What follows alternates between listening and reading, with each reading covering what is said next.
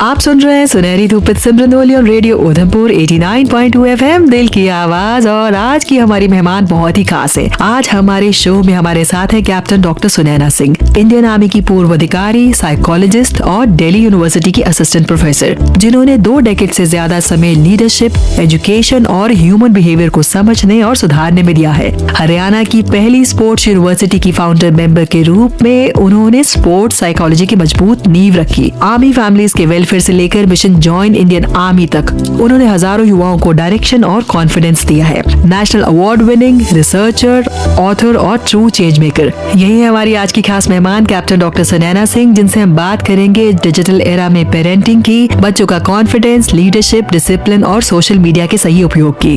Captain Sunaina, आज का समय बदल चुका है और उसके साथ माता पिता की सोच भी बदली है, लेकिन क्या वाकई नए दौर के पेरेंट्स परवरिश और शिक्षा को उतनी गंभीरता से ले रहे हैं जितनी जरूरत है? मतलब आपके अनुभव में आज के युवा पेरेंट्स बच्चों की परवरिश और शिक्षा के लिए कितने सजग हैं?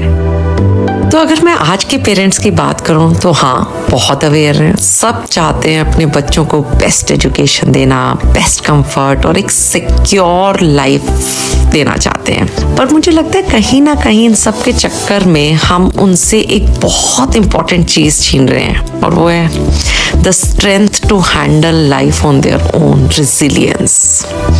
हम इतने ओवर प्रोटेक्टिव हो गए हैं, हम अपने बच्चों को गिरने ही नहीं देते, गलती नहीं करने देते और थोड़ा सा भी स्ट्रगल नहीं फील करने देते। और जब खुद सोचिए, जब बच्चा कभी गिरेगा ही नहीं तो संभलना कैसे सीखेगा? और इस चक्कर में हम उनके सर्वाइवल इंस्टिंक्ट और कॉन्फिडेंस को दोनों को कम कर रहे हैं।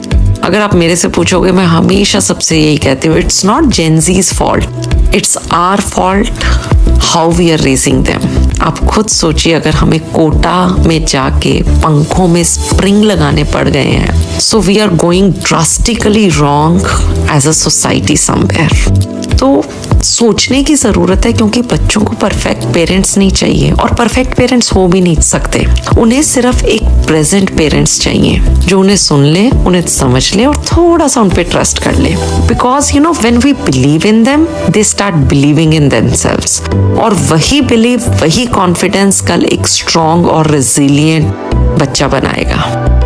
बहुत ही खूबसूरत नजरिया है ये। तो चलिए बात करते हैं लीडरशिप और कॉन्फिडेंस की। ये वो 2 क्वालिटीज हैं जो सिर्फ बड़े होकर नहीं आती, बल्कि इसकी नींव बचपन में ही पड़ जाती है। आपके अनुसार बच्चों में लीडरशिप और सेल्फ कॉन्फिडेंस विकसित करने के लिए पेरेंट्स और एजुकेटर्स का क्या रोल हो सकता है? मुझे ऐसे लगता है लीडरशिप और सेल्फ कॉन्फिडेंस ज्यादा सिखाए नहीं जाते। बच्चे अपने आप सीख जाते हैं अगर उनको सही एनवायरनमेंट दिया जाए, अगर उनको फील कराया जाए। बच्चे, मुझे लगता है, तब कॉन्फिडेंट बनते हैं जब उन्हें अपनी बात बोलने, डिसीजन लेने और गलती करने की इजाजत दी जाती है। एज अ पेरेंट और एज अ टीचर हमारा रोल उनके लिए सिर्फ एक सेफ स्पेस बनना है, जहाँ उन्हें बिल्कुल जज नहीं किया जा रहा, जहाँ पे उन्हें दिल खोल के ट्रस्ट किया जा रहा है। छोटी छोटी चीजों में उन्हें चॉइस देना, उनके डिसीजन की रिस्पेक्ट करना, आई थिंक किसी भी लीडरशिप का ये फर्स्ट लेसन है। मैं हमेशा कहती हूँ, confidence is not taught, it's always caught. वो तभी कैच होता है जब बच्चे घर और स्कूल दोनों जगह अपना अस्तित्व का एक एहसास करें, और जब बच्चे अपनी वैल्यू फील करते हैं, वहीं से एक अच्छा ट्रू लीडर जन्म ले लेता है। बिल्कुल सही कहा आपने। मैं आपकी इस बात से टोटली अग्री करती हूँ, क्योंकि जब हम अपने बच्चों को फ्रीडम देते हैं, थोड़ा स्पेस देते हैं, तभी वे सच में आत्मविश्वासी और जिम्मेदार बनते हैं। कैप्टन सुनैना, आपने आर्मी में भी सर्व किया है, जहाँ डिसिप्लिन और टीम वर्क सिर्फ एक नियम नहीं है बल्कि जिंदगी का बेस भी होते हैं। तो क्या आपको लगता है कि कहीं ना कहीं डिसिप्लिन और टीम वर्क की शिक्षा हमारे बच्चों को बचपन से ही दी जानी चाहिए? डिसिप्लिन और टीम वर्क भाई बहुत जरूरी है। आर्मी ने मुझे सिखाया कि डिसिप्लिन सिर्फ रूल्स फॉलो करना नहीं होता। I think more important is respecting yourself. और टीम वर्क का मतलब है एक दूसरे के साथ चलना, एक दूसरे को ऊपर उठाना।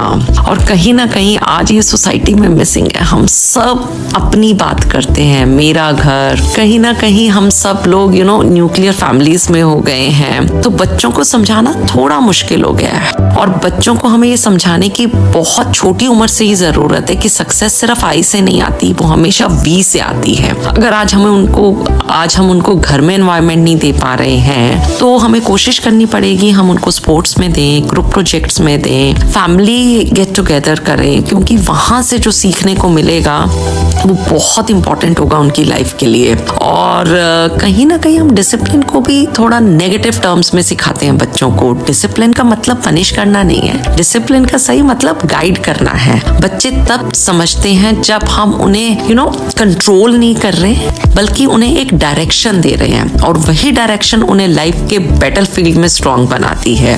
तो चाहे वो आर्मी हो या दुनिया का कोई भी चैलेंज, आई थिंक वो जीत ही जाएंगे। हाँ, ये बात तो बिल्कुल 16 आने सच है। अगर हमें सही डायरेक्शन मिलेगी, एक प्रॉपर कंट्रोल होगा, तो लाइफ में किसी भी तरह का चैलेंज होगा तो वो आसानी से पार किया जा सकता है। पर आज की डिजिटल दुनिया का एक चैलेंज और भी है, स्क्रीन, सोशल मीडिया और ऑनलाइन दुनिया। ये आज के बच्चों की जिंदगी का हिस्सा बन गई है, लेकिन इसमें सही बैलेंस कैसे बनाया जाए? सबसे पहले आई थिंक बाय एग्जाम्पल। बच्चे वो नहीं करते जो हम उनसे कहते हैं, वो वही करते हैं जो वो हमें करते हुए देखते हैं। अगर हम खुद हर वक्त फोन पे बिजी रहेंगे तो उन्हें कैसे समझाएंगे कि स्क्रीन से ब्रेक लेना बहुत जरूरी है? तो we have to set an example in front of them firstly. और अगर मैं सोशल मीडिया की बात करूँ तो वो इतना बुरा नहीं है, बस उसका मिसयूज बहुत बुरा है। हमें बच्चों को समझाना होगा, सिखाना होगा कि स्क्रीन उन्हें कंट्रोल ना करे, वो स्क्रीन को कंट्रोल करें। They have to use it as a tool to learn, to connect and not to compare. ये बहुत ही, अगर आप जल्दी बच्चे को मोबाइल फोन दे देंगे तो समझाना बड़ा मुश्किल हो जाएगा। तो मैं कोशिश करनी चाहिए कि आप अपने बच्चे को 14-15 साल से पहले जितना कम मोबाइल दे सकें उतना दें। और कहीं ना कहीं बच्चा तभी मोबाइल में ज्यादा घुसता है जब पेरेंट्स उसके साथ नहीं होते हैं या पेरेंट्स बिजी होते हैं। तो आपको अपनी प्रायोरिटीज खुद सेट करनी पड़ेंगी, सभी पेरेंट्स को।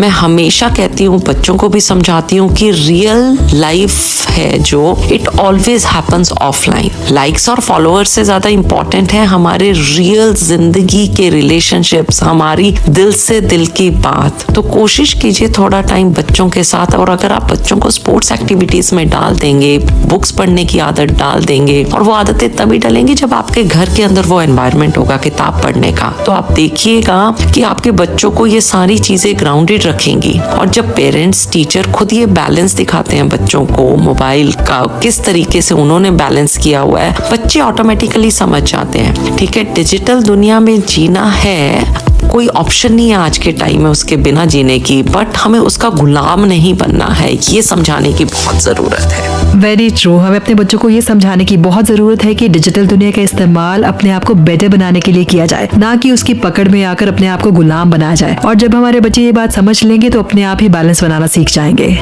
चलिए अब बात करते हैं कुछ ऐसी क्वालिटीज की जो कि एक अच्छे इंसान में होनी बहुत जरूरी है। सहानुभूति, सेवा और जिम्मेदारी। लेकिन ये क्वालिटीज बच्चों को कैसे सिखाई जाए? आपके अनुसार युवाओं में, बच्चों में एम्पैथी और सोशल सर्विस की भावना कैसे पैदा की जा सकती है? एम्पैथी, आई थिंक मेरे से पूछोगे तो इंग्लिश डिक्शनरी का ये मुझे सबसे खूबसूरत वर्ड लगता है। और आई थिंक ये वर्ड, अगर हम इसको लेके जिंदगी जिए तो ये दुनिया बहुत खूबसूरत बनाने की क्षमता रखता है। बच्चों को अगर मैं सिखाने की बात करूं तो बच्चे एम्पैथी सुनते नहीं, वो फील करते हैं। They learn it what they see it. तो जब हम किसी और की मदद करते हैं, जब वो सोसाइटी में सबको देखेंगे लोगों के दर्द को समझते हुए या किसी को प्यार से ट्रीट करते हुए, तो वो ऑटोमेटिकली सीख जाएंगे। तो बहुत बार we don't need to teach them big lessons, sometime we just show them small acts of kindness हर रोज, एवरी डे। कहीं ना कहीं जो एम्पैथी है वो ग्रो करती है वेयर लव इज विजिबल, जहां दिखाई देता है। मैं हमेशा कहती हूँ, you don't have to do great things to serve society. कई बार just do just small things with a big heart. बड़ा दिल होना बहुत जरूरी है, and that's how we raise not just good kids but good humans. अच्छे इंसानों की बहुत जरूरत है। I totally agree with you on this, क्योंकि समाज में हमेशा बड़े काम करना जरूरी नहीं है। दिल बड़ा हो, इंसानियत बड़ी हो, बस वही आपको सच में बड़ा इंसान बनाती है। सुनैना जी, कई बार बच्चे अपनी ही भावनाओं को समझ नहीं पाते और मतलब उनको अपनी फीलिंग्स एक्सप्लेन करना बड़ा मुश्किल सा लगता है, और ऐसे में हम बड़ों की भूमिका और बढ़ जाती है, मतलब हमारा रोल और ज्यादा बढ़ जाता है। तो आप क्या सलाह देना चाहेंगे कि यूथ अपनी फीलिंग्स को, अपने इमोशंस को अच्छे से समझे और उनको एक्सप्रेस कर पाए? Emotions are not weakness. I think अगर मेरे से पूछोगे तो हमारी सबसे ह्यूमन बीइंग्स की सबसे बड़ी स्ट्रेंथ ही इमोशंस है। बट सैडली हम अपने बच्चों को कहीं ना कहीं कुछ और ही सिखाए जा रहे हैं। हम अनकॉन्शियसली बोलते हैं बच्चों को हर time, don't cry, be strong, रोना नहीं है। तो उन्हें ऐसे लगता है पूरी जिंदगी कि अपनी फीलिंग्स को एक्सप्रेस करना गलत है। और स्पेशली बॉयज को तो कितना बोला जाता है, लड़कियों की तरह क्यों रो रहे हो, मर्द को दर्द नहीं होता। और बच्चे इस चक्कर में अपनी फीलिंग्स को एक्सप्रेस करना सीख ही नहीं पाते और तभी अपने इमोशंस को अंदर रखते हैं। और जब चीजें अंदर रहती हैं तो वो सिर्फ बवाल मचाती हैं, कॉम्प्लेक्सिटी पैदा करती है, समटाइम्स एंजाइटी, और फिर आगे बढ़ के वही चीजें डिप्रेशन का रोल ले लेते हैं। तो बच्चों को हमें इमोशंस को एक्सप्रेस करना सिखाना पड़ेगा। और आप खुद सोचिए, बच्चा तभी इमोशंस एक्सप्रेस करता है जब उनको सेफ फील होता है, ठीक है, जब उन्हें लगता है कि आज उन्हें कोई जज नहीं करेगा, सिर्फ समझेगा। So the first step is listening. बस आपको दिल से सुनना है। हर प्रॉब्लम का सोल्यूशन देने की जरूरत नहीं है। कई बार प्रॉब्लम का सोल्यूशन सिर्फ सुनने में होता है। उन्हें बताने की जरूरत है कि रोना, डरना, उदास होना, ये these all are normal human emotion, because when we allow them to feel, they actually learn to heal. Fine, so emotional strength does not mean hiding your emotion. It always means handling your emotion with all the grace. और जब बच्चे ये समझ जाते हैं, वो जिंदगी का I'm sure हर चैलेंज को आगे जाके ज्यादा मैच्योरिटी और कंपैशन के साथ फेस करते हैं। सुनैना जी, आज आपसे बात करके बहुत अच्छा लगा और मुझे पूरा यकीन है कि आपके जीवन, आपकी चुनौतियों और आपके अनुभव नए दौर के बच्चों के लिए, युवाओं के लिए प्रेरणा का स्रोत होंगे। अंत में मैं आपसे रिक्वेस्ट करूंगी कि आप हमारे बच्चों के लिए, हमारे युवाओं के लिए कोई महत्वपूर्ण संदेश देना चाहें, कोई ऐसी बात, कोई ऐसा टिप देना चाहें जो उनके लिए बेनिफिशियल हो। तो अंत में मैं सभी बच्चों और युवाओं को एक ही चीज कहना चाहूंगी कि you don't have to be perfect, you just need to be real. जिंदगी में परफेक्शन न्यूरोटिक है और कोई भी परफेक्ट नहीं है और ना ही हमें बनने की जरूरत है। हम जैसे हैं बहुत अच्छे हैं। जिंदगी में गिरिए, संभलिए, उठिए, फिर गिरिए, और आई थिंक जिंदगी इसी का नाम है और इसी तरह जिंदगी हमें जीनी है। प्लीज खुद पे विश्वास रखिए और उस समय तो जरूर रखिए जब आप पे कोई और विश्वास ना रख रहा हो। और ऑलवेज रिमेम्बर, इस दुनिया को ना ज्यादा परफेक्ट बच्चों की जरूरत नहीं है। इस दुनिया को ज्यादा अच्छे इंसानों की जरूरत है जो थोड़े से काइंड और थोड़े से लविंग है। तो चलिए मिलके एक अच्छी दुनिया बनाते हैं। रेडियो उधमपुर से बात करने के लिए आपका बहुत बहुत धन्यवाद सुनैना जी। Thank you. जय हिंद।